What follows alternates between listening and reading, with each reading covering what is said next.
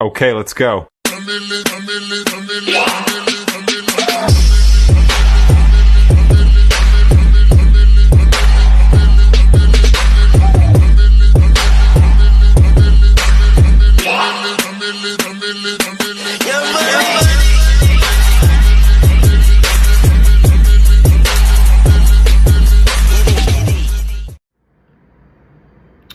All right, so here we have Andrew Wilson, Christian nationalist, representing the Orthodoxy, the Eastern Orthodox Church, on trigonometry, talking about the Christian worldview of nonviolence.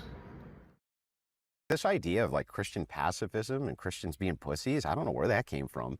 Britain, I think. Boy, that was never. So what about the teachings of Jesus Christ? So, obviously, Andrew Wilson's take on the Paleo-Christians was that in order to be a pacifist or nonviolent, that implied that you were a pussy, and he clearly implies that that was never the position of the earliest Christians. So first we'll go to the Apostle Paul. 2 Corinthians 10 verse 3, "For though we live in the world, we do not wage war as the world does. The weapons we fight with are not the weapons of the world." Obviously, the weapons of the world are nukes, bombs, knives, fists, swords. So the pretty clear implication is that the Christians did not fight with carnal weapons, and they did not nuke people, blow people up, use bombs, fight with knives or their fists. Their weapons were spiritual. Then we go to Paul again in Ephesians. He says, "Put on the full armor of God so that you can take your stand against the devil's schemes. For our struggle is not against flesh and blood, but against the rulers, against the authorities, against the powers of this dark world, and against the spiritual forces in the heavenly realms." Ephesians 6:11. Paul clearly saying our fight is not against flesh and blood. You can't have it both ways. Flesh and blood people are not our enemies. Our enemies are spiritual demons, demonic forces that dominate the created world around us.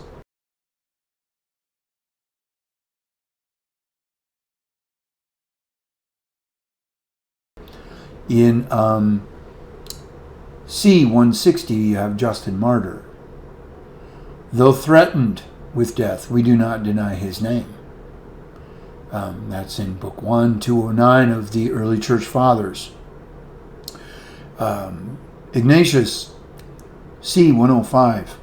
That's 10 years after the death of the last apostle. That's very early in Book 1, 75. It says, "Allow me to become food for wild beasts, through whose instrumentality it would be granted me to attain to God.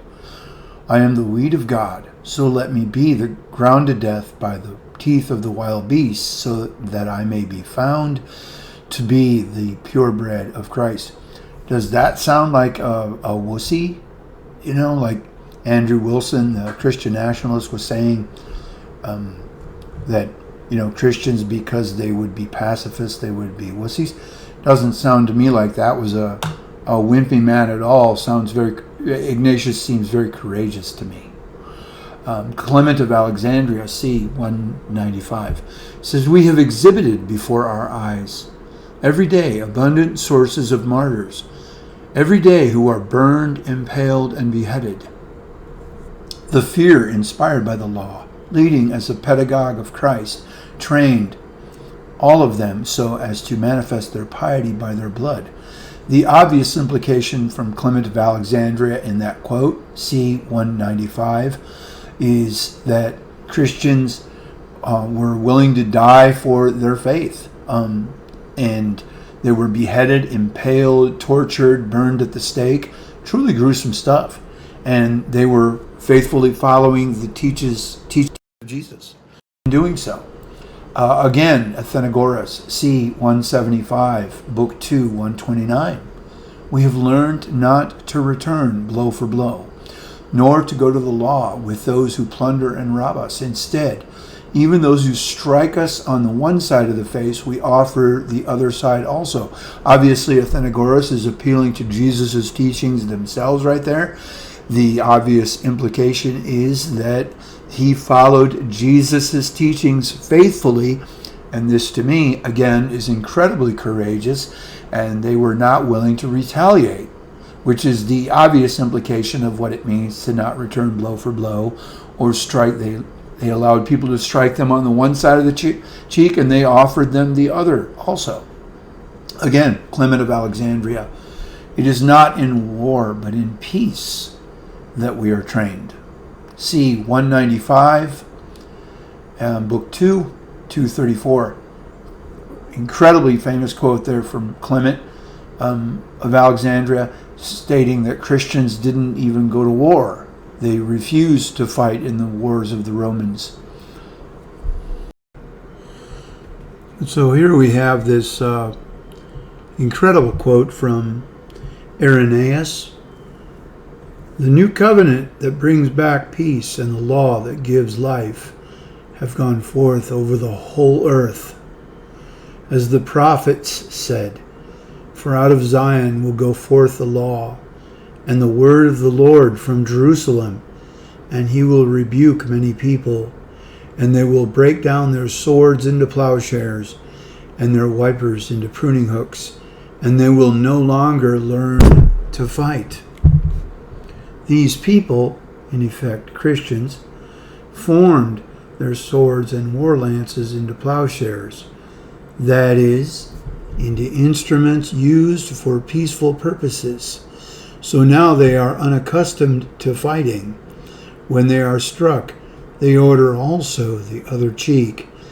It is incredibly interesting that Irenaeus here invokes that the peaceful kingdom that so many eschatologists affirm is only a future kingdom, this future nonviolent kingdom that comes with, these eschatologists are saying that it only comes, at the eschaton, after the final judgment. Well, according to the early Christians, this peaceful kingdom, this nonviolent kingdom, and the fulfillment of Isaiah's prophecy came true in the time of the early church, 2,000 years ago.